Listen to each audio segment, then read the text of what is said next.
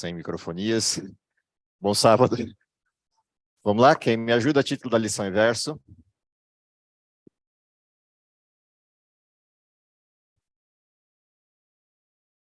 Aqui, tem ali. A esperança do Novo Testamento. O testemunho é este, que Deus nos deu a vida eterna, e esta vida está no seu Filho. Quem tem o Filho tem a vida, quem não tem o Filho de Deus não tem a vida. 1 João 5, 11 e 12. Ok. Lição dessa semana, continuando esse nosso olhar para a questão da promessa da ressurreição e a forma como ela se confirma. Olhamos como se confirmava a promessa no Velho Testamento, olhamos a perspectiva da promessa no sentido dos fundamentos dessa promessa, e agora a gente olha para a esperança no Novo Testamento. Qual é o objetivo de estudar uma lição ou estudar tantas lições abordando o tema da ressurreição em Cristo? Por que isso é importante? Quais são os elementos que tornam esse assunto um assunto vital para o nosso tempo, inclusive?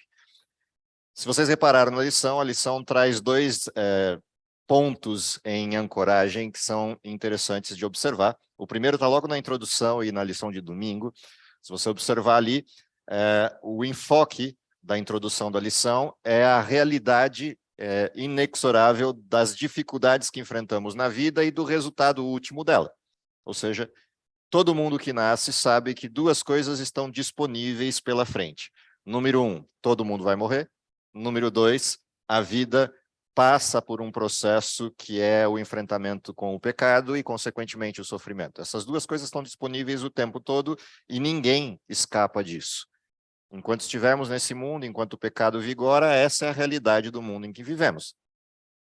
Quando a gente olha para o fim da história, a perspectiva do fim da história muda um pedaço desta realidade que vivemos aqui. E este é um objeto de atenção bastante importante dentro do desenho da lição dessa semana. Ou seja, como a perspectiva do que a gente tem como promessa e a realidade dessa promessa na vida muda a maneira como a gente encara a própria vida e a maneira como a gente desenvolve o processo da vida enquanto estamos aqui. Essas duas coisas são importantes no modelo da lição dessa semana. Há uma terceira que caminha em bordo, que caminha em paralelo, que é uma questão teológica, que é a compreensão do fenômeno da vida eterna a partir da ressurreição. E essa é a parte teológica que caminha em paralelo com a lição dessa semana. Então, tem duas questões ligadas à nossa situação do cotidiano e uma questão ligada à situação teológica, que é o que a gente vem estudando o trimestre inteiro. Quais são os dois textos principais da lição dessa semana? Lembram deles? Tem dois textos que estão no foco central da lição dessa semana. Quais são eles? Só para ver se o pessoal estudou. João 14 é a promessa, é o texto de reflexão. Mas quais são os dois textos teológicos da lição dessa? Tessalonicenses 4 e 1 Coríntios capítulo 15. Esses são os dois textos fundamentais dessa semana. Vamos a ele. Abram os textos na Bíblia de vocês e vamos acompanhar algumas coisas importantes. Em cima disso, a gente vai traçando a costura da lição que a gente estudou ao longo da semana. O primeiro desses textos que eu quero olhar é o texto de Tessalonicenses. Depois a gente volta para o de Coríntios.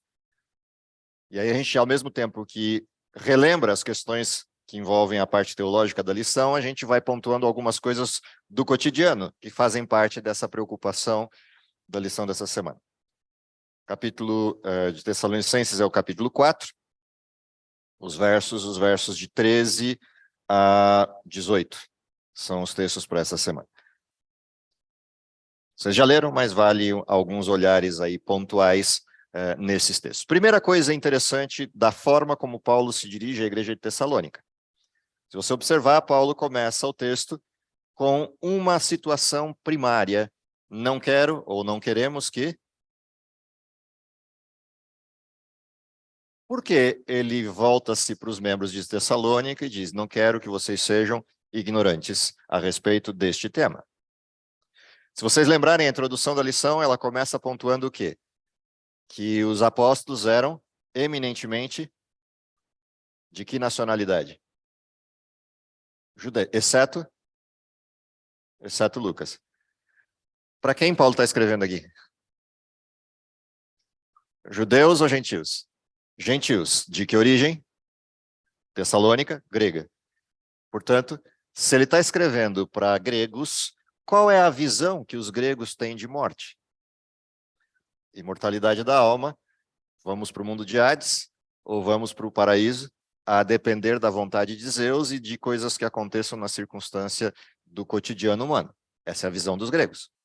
Qual é a visão dos judeus a respeito de ressurreição? Todos eles enxergam no fim da história, quando o pecado se extinguir, a possibilidade da ressurreição. E para os judeus, só havia ressurreição possível no último dia. Essa era a atenção principal deles a respeito de ressurreição.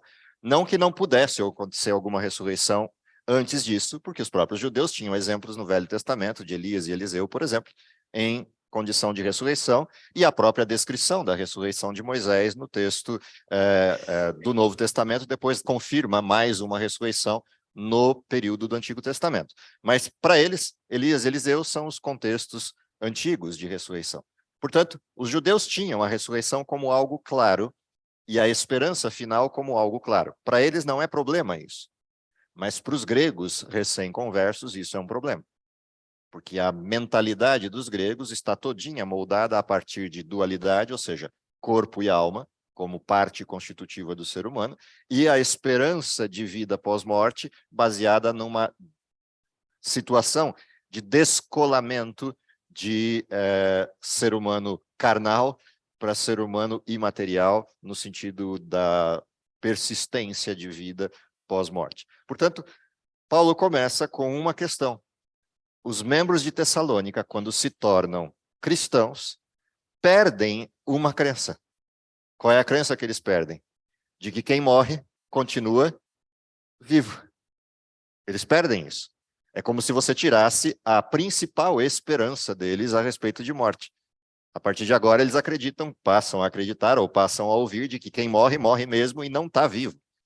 Não tem possibilidade de você encontrar com ele em algum momento futuro, por alguma situação da vida diária que te cause dor ou sofrimento, e venha alguém do mundo externo para conversar com você, te dar força ou te passar alguma mensagem de esperança. Não há mais nada, acabou o processo. Assim como também tem um outro lado dessa questão, que é o fato de que quem morre passa para um outro plano, e embora possa ter contato com a vida do lado de cá, vai viver no outro plano, e você não vai para lá, exceto se morrer. Portanto, tem dois lados de perda nessa condição. E Paulo olha para isso, não quero que vocês vivam como quem não tem esperança. E aí ele vai traçar todo o desenho do que é a morte na perspectiva bíblica. Você foi com o microfone para aí porque tinha alguém para falar? Ah, tá. Ok. Tranquilo. Dentro dessa sequência, o que Paulo vai dizer? Não quero que vocês sejam ignorantes com respeito àqueles que dormem, para que não vos entristeçam como os demais, que não têm esperança, pois se cremos que Jesus morreu e ressuscitou, assim também Deus, mediante Jesus, trará em sua companhia os que dormem. E aqui a gente tem uma abertura para dois temas importantes. Um deles está lá na lição de sexta-feira, se a minha memória não estiver me traindo, no último texto de Ellen White na lição de sexta-feira, e o outro faz parte do contexto geral da lição. O primeiro, que é o que está lá na lição de sexta-feira, é uma compreensão equivocada desse texto. Quando o texto diz assim, acreditamos que mediante Jesus ele trará em sua companhia os que dormem, qual é a advertência que a gente tem lá na lição de sexta-feira? De que muita gente olha para isso como um atestado, uma confirmação do quê? De que existe um arrebatamento secreto e que virá do céu com Cristo uma série de almas penadas para serem incorporadas aqui quando chegarem no processo da ressurreição terrena. Essa é uma percepção desse texto. Percepção essa equivocada por várias razões, mas uma delas principal é não existe a dualidade. A segunda delas é o texto não trata disso. O texto trata de um tema que está na abordagem do texto. Ele morreu e ressuscitou. Portanto, ele não ressuscita sozinho. Ele trará com a sua ressurreição todos aqueles que dormem. Essa é a essência do texto. Tanto é essa a essência do texto que, se você for um pouquinho mais à frente do texto, você vai encontrar no verso 17 uma expressão assim: Depois nós, os vivos que ficarmos, seremos arrebatados, juntamente com eles, entre as nuvens, para o encontro do Senhor nos ares, e assim viveremos eternamente com o Senhor. Portanto, quando todos encontram Cristo? Na volta de Cristo. Quando todos sobem para encontrar com Ele e viver com Ele? Portanto, teria ou uma contradição no texto, se a gente imaginasse que Jesus está voltando das nuvens do céu e trazendo com Ele os que estão lá, haveria uma contradição, porque o texto é explícito em dizer que todos os que ressuscitaram vão encontrar juntos e não antes. Ou seja, o texto não tem a ver com Jesus trazer gente, tem a ver com Jesus, pela sua ressurreição, possibilitar gente. É uma forma diferente de compreensão desse mesmo texto, que é a primeira advertência de caráter teológico lá no fim da lição. Mas há uma questão de caráter contextual que é interessante aqui. A promessa de que ele não deixará que aqueles que se separaram pela morte continuem separados. Portanto, o que traz a esperança para quem vive aqui? O fato de que a morte não é o fim, é só um intervalo. Dentro desse contexto vem o resto do capítulo. Ora, ainda vos declaro, por palavra do Senhor, isto, que os vivos, os que ficarmos até a vinda do Senhor, de modo algum precederemos os que dormem. O que é interessante neste verso? Qual é a parte bonita desse verso? Percebe que Paulo se inclui no texto? Olha como Paulo descreve a cena. Ora, ainda vos declaramos, por palavra do Senhor, isto. Nós, os vivos, os que ficarmos até a vinda do Senhor. Qual é a esperança de Paulo a respeito da vinda de Jesus? Que ele vai estar vivo para assistir, ou no máximo vai ser num intervalo muito curto de tempo. Essa é a parte bonita do texto. Por que essa é uma parte bonita do texto? Porque ela mostra a perspectiva do cristão quando vê a ressurreição como um fato. Tanto faz se isso vai demorar 2000 anos ou não, para ele a perspectiva é que é daqui a pouco. Porque se for daqui a pouco e ele estiver vivo, ele assiste a cena. Se for daqui a pouco e ele estiver morto, o que acontece com ele? Ele não vê o intervalo. Ele dormiu no intervalo. É como se fosse agora. Portanto, qual é a condição de vida do cristão? Sim, acontece sofrimento o tempo todo. Sim, é desgraça por toda parte. Sim, a gente vive os efeitos do pecado e os assiste todos os dias. Mas qual é a perspectiva do cristão? Para onde ele está olhando? Está olhando para o céu. Ele está olhando para a esperança. Ele está olhando para aquilo que para ele é uma certeza num momento básico, num momento direto, num momento sem grandes intervalos. Essa é a perspectiva de Paulo. Isso é muito interessante de se observar dentro do texto. Como ele continua. Porquanto o Senhor mesmo, e aí ele personaliza a cena. E essa é outra parte bonita da cena. Porquanto o Senhor mesmo, dada a sua palavra de ordem e ouvida a voz do arcanjo, e ressoada a trombeta de Deus, descerá dos céus, e os mortos em Cristo ressuscitarão primeiro. Há uma série de coisas interessantes aqui. Primeira, a personalização, ou seja, Deus não terceiriza a promessa. Deus não descreve a promessa como algo distante dele. A promessa é pessoal. Ou seja, eu me comprometi com vocês. Eu disse que isso vai acontecer, então eu mesmo vou executar. Aquilo que a gente assistiu no ministério de Jesus, principalmente quando a gente observa com atenção a ressurreição de Lázaro, é o que está acontecendo aqui.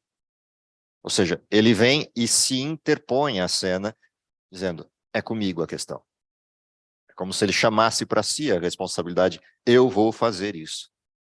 E é interessante porque o texto traz termos dentro do contexto.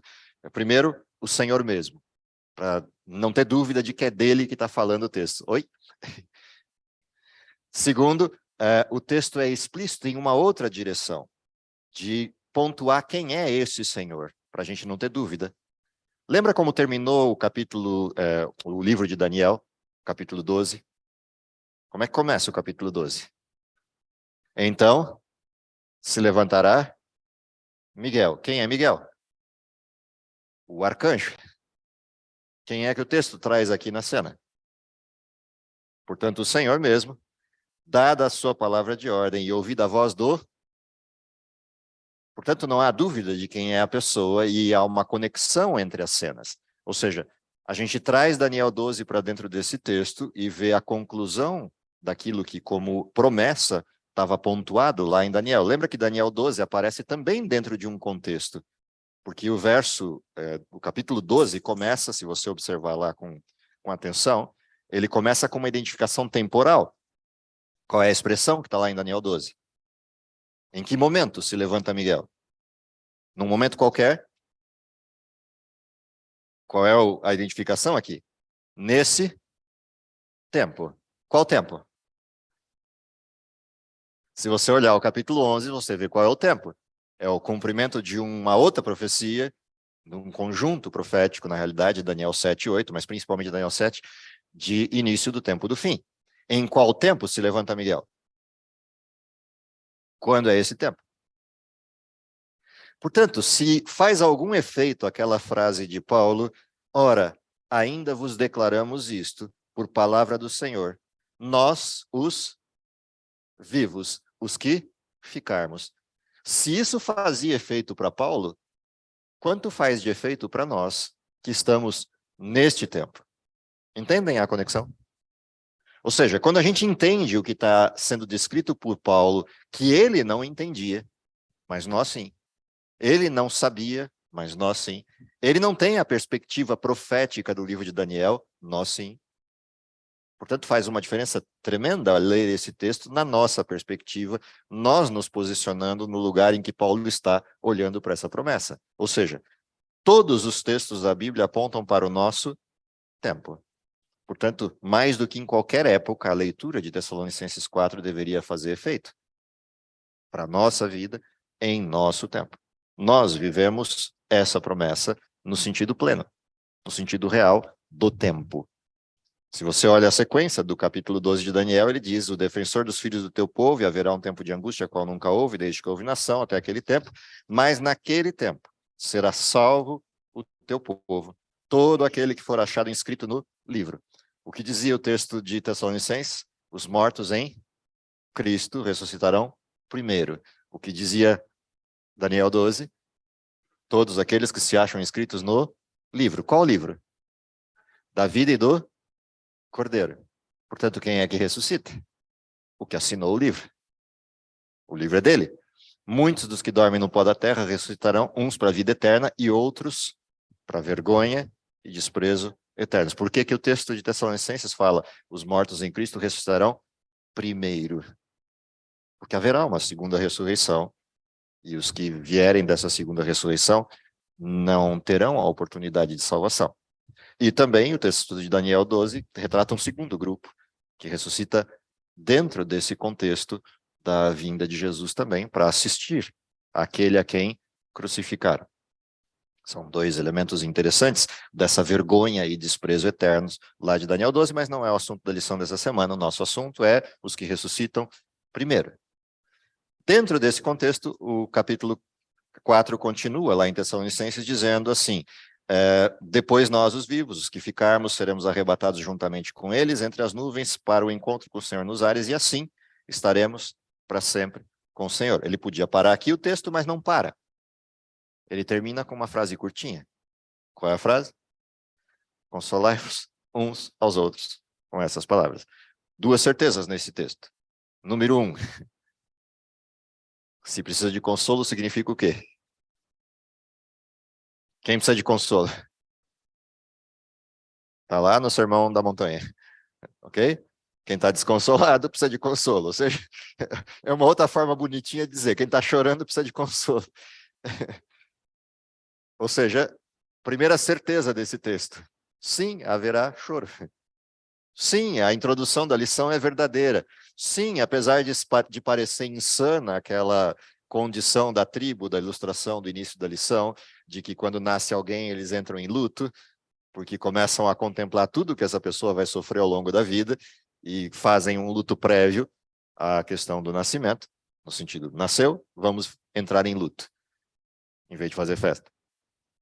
Sim, é verdadeira a questão. Haverá choro. Mas qual é a certeza? Há conforto, há consolo, não no sofrimento. Ou seja, não somos orientais no sentido da filosofia oriental, não no sentido da nacionalidade, que olhamos para a vida como vida é sofrimento. Não somos budistas, assumindo que vida é sofrimento. A gente sabe que vida é sofrimento, mas a gente enxerga para além do sofrimento. Sim, no mundo tereis aflições, portanto, sofram. É isso que diz o texto. Não, tende bom ânimo, ou seja, passem por cima disso, enxerguem para além disso. Eu venci o mundo, essa é a certeza. Por isso, Paulo diz, se Cristo morreu e ressuscitou, significa eu venci o mundo e tudo o que tem nele. Portanto, levantai as vossas cabeças, a vossa redenção se aproxima. Essa é a essência desse texto. Quando a gente olha Coríntios capítulo 15, ele vem para uma outra discussão interessante dessa mesma situação, que é a ressurreição em Cristo. E vamos ao texto de novo, que vale a pena a gente observar alguns itens desse texto. O texto é enorme, fala por inteiro da ressurreição, vamos numa leitura um pouco mais acelerada, olhar para alguns pontos desse texto que valem a pena, e eu brigando com o vento, mas vamos lá. Alguém tem um clipe? Brincando. Vamos lá. Coríntios capítulo 15, 1 Coríntios capítulo 15. O texto diz assim: Irmãos, venho lembrar-vos o evangelho. Essa é a parte interessante do início do texto. Eu gosto da maneira como Paulo escolhe bem as palavras. Eu estou brincando, cara. Não, tava brincando. O clipe é legal, mas estava brincando. O que acontece aqui? Paulo começa dizendo e identificando que a mensagem central é o evangelho. O que é o evangelho?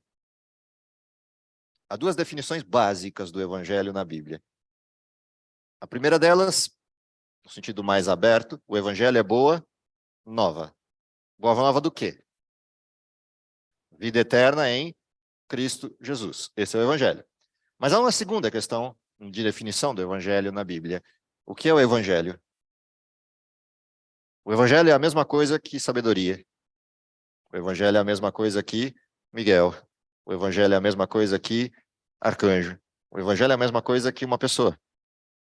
Essas duas coisas são interessantes dentro do modelo que Paulo usa para anúncio do evangelho. O evangelho é boa nova de salvação em Cristo e vida eterna nele, mas o evangelho é o próprio Cristo.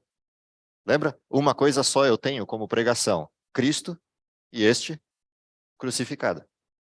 Portanto, o evangelho é uma pessoa e uma pessoa que tem um conteúdo. E o conteúdo é salvação. Dentro dessa perspectiva, olha o que ele vai traçar dentro do texto.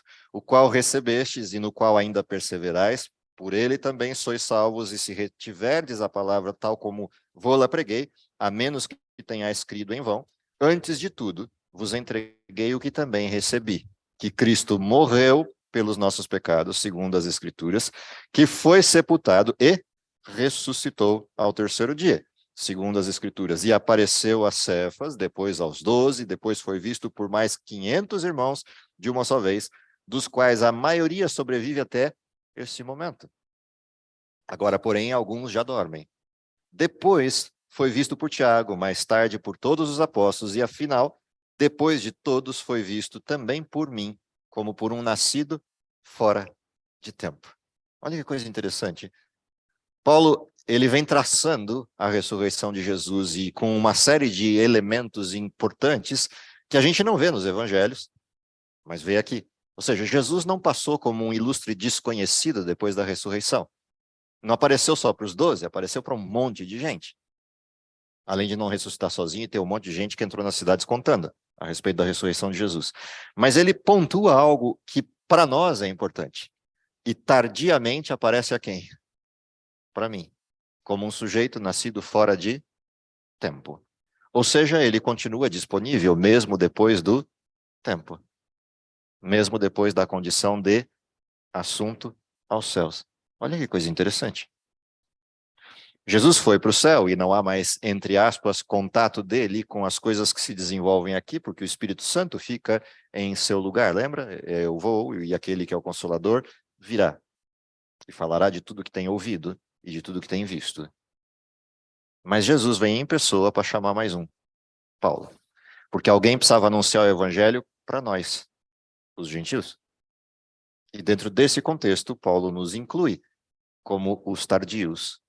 Ou seja, Cristo não desamparou o resto da humanidade. Sim, ele veio como Messias para os judeus, mas não esqueceu do restante. E essa é a parte interessante do início do capítulo 15. Baseado nesse início do capítulo 15, a gente vem agora para a parte do tema central. Vamos para o verso 12. Ora, se é corrente pregar-se que Cristo ressuscitou dentre os mortos, como pois afirmam alguns dentre vós que não há ressurreição dos mortos, e se não há ressurreição de mortos, então Cristo não ressuscitou, e se Cristo não ressuscitou, é vã a nossa pregação, e portanto vã a nossa fé. E se somos tidos por falsas testemunhas, ou seja, se a fé é vã e estamos falando besteira, se somos falsas testemunhas de Deus, porque temos asseverado contra Deus que ele ressuscitou a Cristo, ao qual ele não ressuscitou, se é certo que os mortos não ressuscitam. E aqui Paulo começa a brincar com o problema do silogismo grego, mas é legal essa forma lógica de ele escrever, porque se os mortos não ressuscitam, também Cristo não ressuscitou. Ou seja, em palavras mais miúdas, alguém está mentindo nessa história. Ou Deus mentiu, ou Cristo mentiu, ou nós mentimos quando pregamos, ou quem está dizendo que não há ressurreição está mentindo. Quem é o mentiroso dessa história?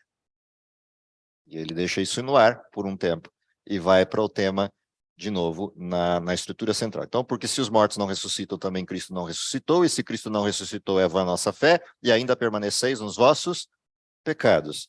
E ainda mais, os que dormiram em Cristo pereceram. Se a nossa esperança em Cristo se limita apenas a esta vida, somos os mais infelizes dos homens. Por que Paulo conclui assim o texto? Por que a descrença na ressurreição ou a perda da esperança na ressurreição torna o ser humano cristão o mais infeliz dos homens? Ok, mas os outros também não têm.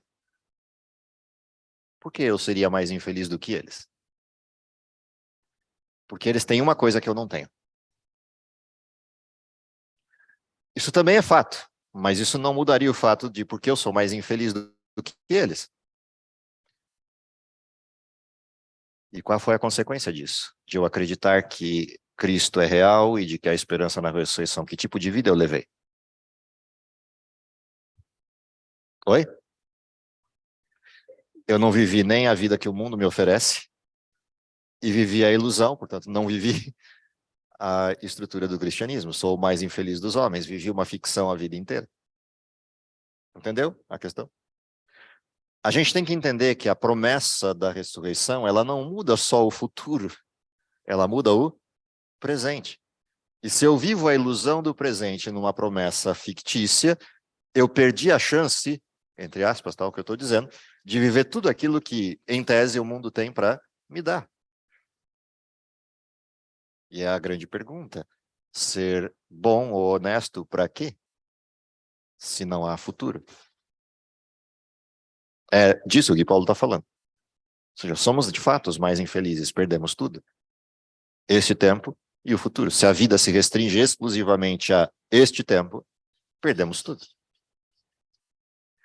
Percebe que a forma de Satanás equacionar essa infelicidade é criar um futuro distinto do futuro de Deus? Qual é a perspectiva de futuro para Satanás? Você não morre.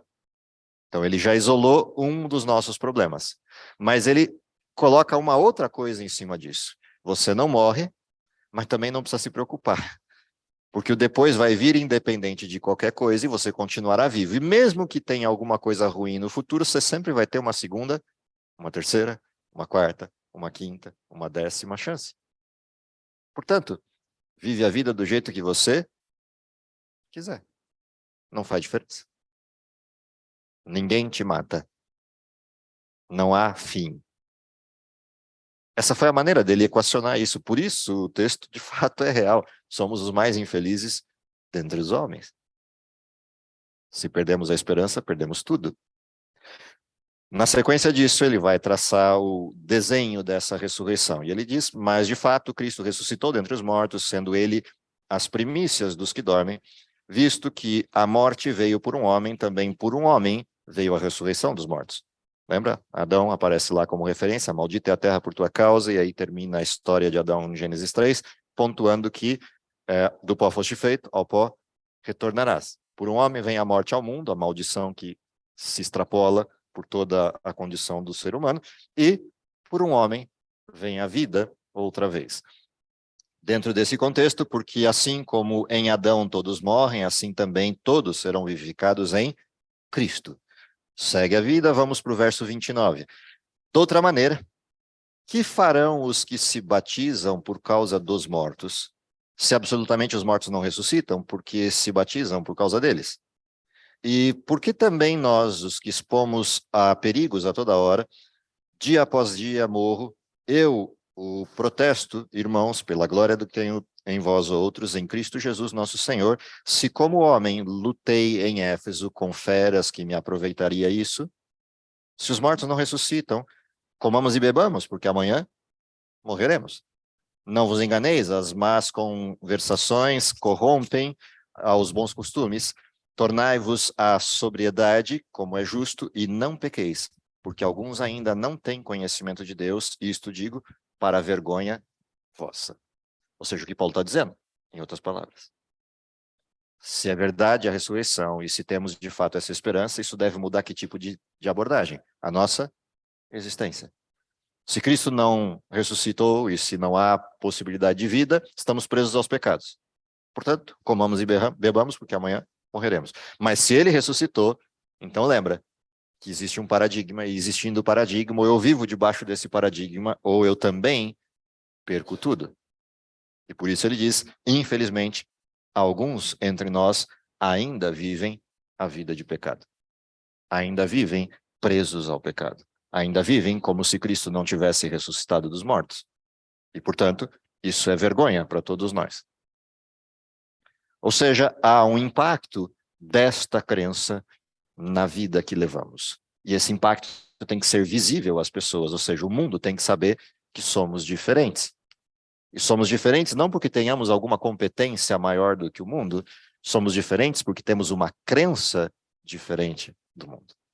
Ou seja, não há nada em nós que permita aquilo que é uma vida perfeita e santa diante de Deus, mas há nele algo que nos permite modificar aquilo que vivemos.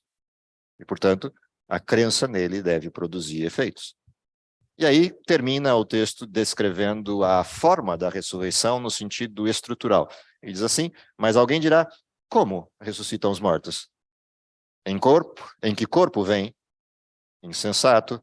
O que semeais não nasce se primeiro não morrer.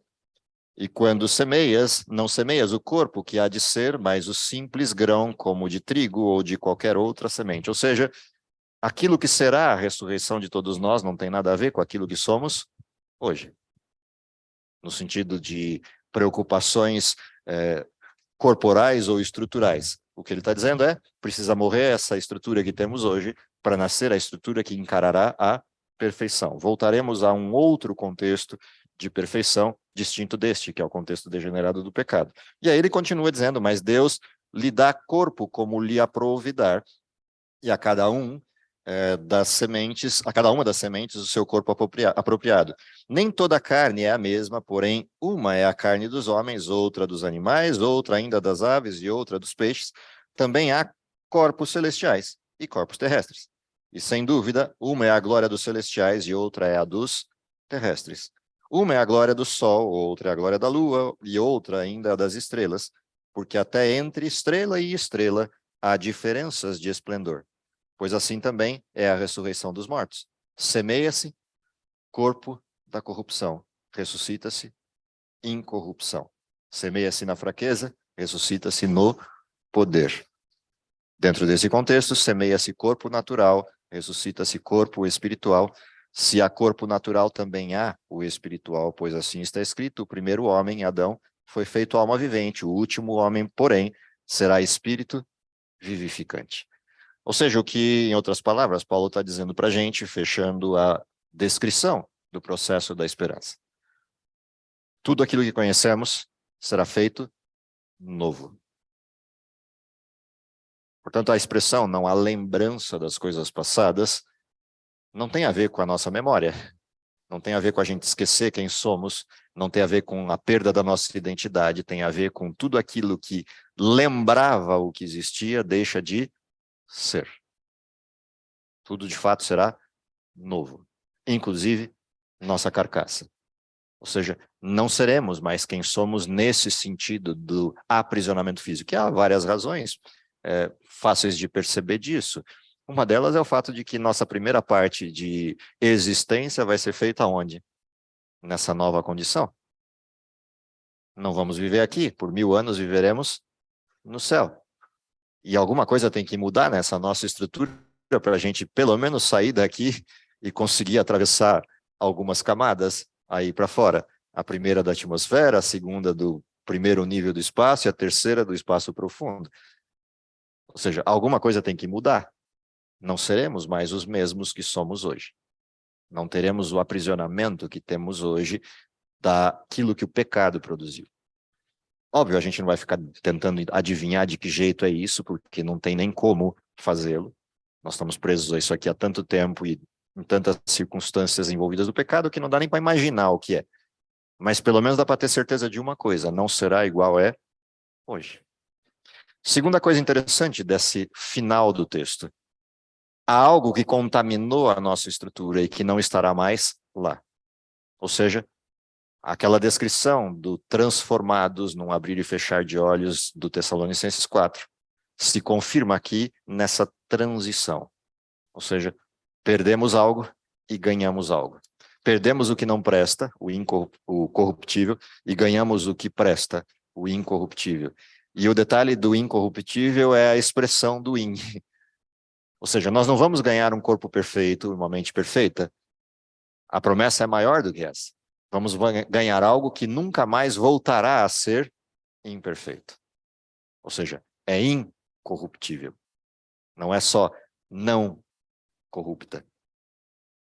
É uma promessa futura. O pecado não se levantará uma segunda vez. É com base nessa esperança que o Novo Testamento aponta para levantar as vossas cabeças, a vossa redenção se aproxima. Vou fechar com o texto de Pedro. Foi o terceiro texto que a gente observou na semana, que traz à tona uma questão. Qual é a questão que está lá em Pedro? Muitos têm a promessa como sendo tardia. E há razão para isso. Se você observa Paulo dizendo, nós, os que ficarmos vivos, e você está vivendo 2000 anos à frente de Paulo, é natural compreender essa tardança. Porém, quando a gente olha para as profecias bíblicas, o que a gente também tem certeza de que a tardança terminou. Não há mais razão para olhar para a promessa como sendo tardia. O tempo do fim chegou. E se chegou, não há razão para olhar para outra coisa que não seja o fato de que estamos vivendo o tempo da vinda de Cristo. Ah, mas ele ainda está demorando. Sim, está demorando sob que perspectiva? A minha ansiedade ou o tempo da promessa? Para ele não, e para o tempo da promessa também não. Portanto, o problema é só a nossa ansiedade. Então, vamos realizar a ansiedade, vamos fazer uma terapia com o espelho e olhar para o lugar certo. Qual é o lugar certo? Chegamos no tempo. Qual é a nossa função neste tempo? Avisar para todo mundo que não é para baixo que tem que olhar. É avisar para todo mundo que é para olhar para cima. Porque o tempo chegou. A vossa redenção está próxima. Essa é a promessa. Essa é a promessa de Apocalipse capítulo 1, essa é a promessa de Daniel capítulo 12, essa é a promessa de Tessalonicenses capítulo 4, essa é a certeza de Coríntios 15 ou de Apocalipse 19, 20 e 21. Portanto, essa é a nossa responsabilidade agora, de viver como quem tem a certeza de que o tempo chegou, não haverá outro, de que o momento é agora, não haverá um segundo momento, é agora ou, de fato, nunca mais. Essa é a nossa responsabilidade dentro desse tempo. Eu espero que essa seja a nossa percepção da provocação da lição dessa semana, do que essa esperança impacta na nossa vida, para que a nossa vida impacte outros que ainda não têm esperança. Deus abençoe vocês e a mim no cumprimento dessa missão. Vamos orar?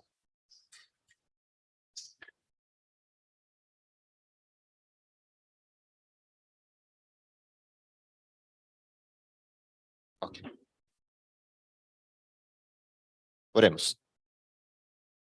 Querido Pai que está nos céus, te agradecemos pelo dom da vida, te agradecemos porque apesar de todas as circunstâncias e dificuldades que enfrentamos nesse mundo, podemos olhar para a promessa e para a certeza da tua vinda, na perspectiva do tempo e na perspectiva daquilo que já ocorreu com os que nos antecederam. Dá, Senhor, que, conscientes disso, desempenhemos nossa missão e demonstremos ao mundo o que é uma vida de esperança e o que é uma vida de quem tem a certeza de que o tempo chegou.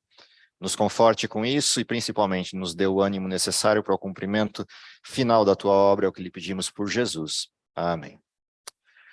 Um último recadinho, nós vamos ter uma transição de sala, em vez de fazermos nessa sala hoje à tarde, vamos fazer na sala número 5, ok? Então depois é só olhar, é a sequência do prédio ali. Entrou à direita no prédio, a sequência, sala número 5, ok?